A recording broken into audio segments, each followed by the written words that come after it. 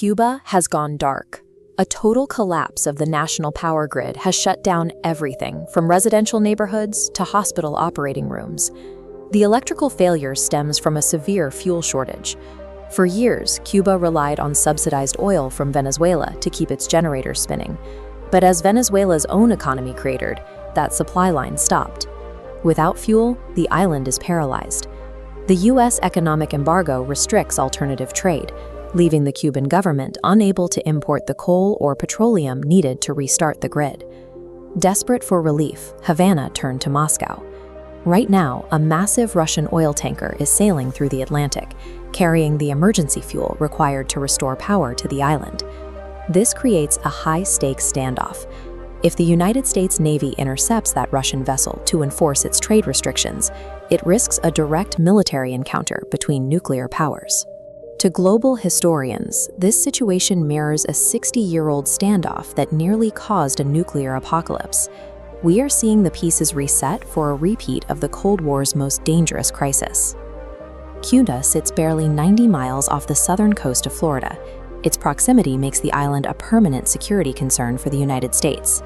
In the 1950s, the U.S. treated that proximity as an asset. Under the regime of U.S.-backed dictator Fulgencio Batista, American corporations and mafia syndicates operated Havana as a hub for casinos and luxury resorts. While millions of American dollars flowed through the capital, the local population saw none of it. Most Cubans lived in poverty, performing manual labor on American-owned sugar and coffee plantations. Fidel Castro's 1959 revolution ended that arrangement.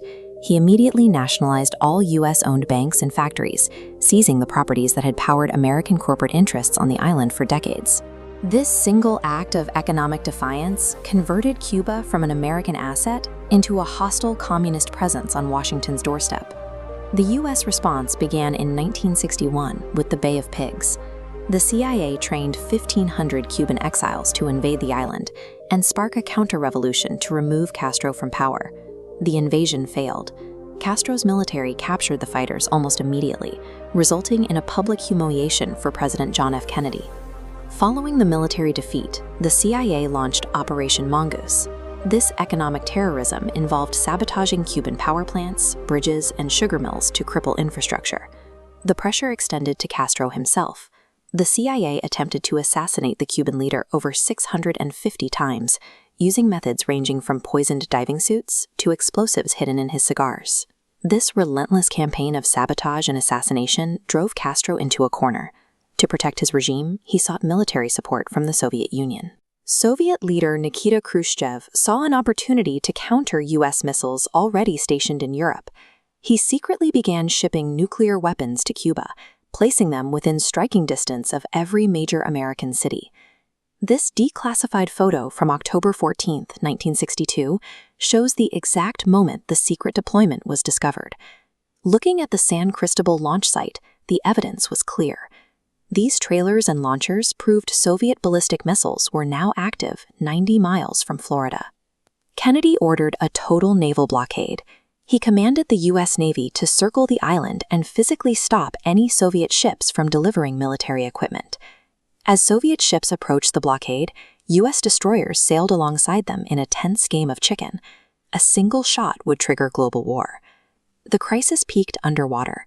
On October 27th, U.S. ships dropped depth charges to force a submerged Soviet submarine, the B-59, to the surface. They did not know the sub was armed with a nuclear torpedo.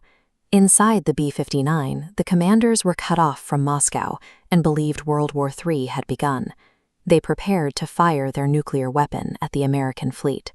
A launch required the agreement of all 3 senior officers on board. While 2 were ready to fire, Vasily Arkhipov refused.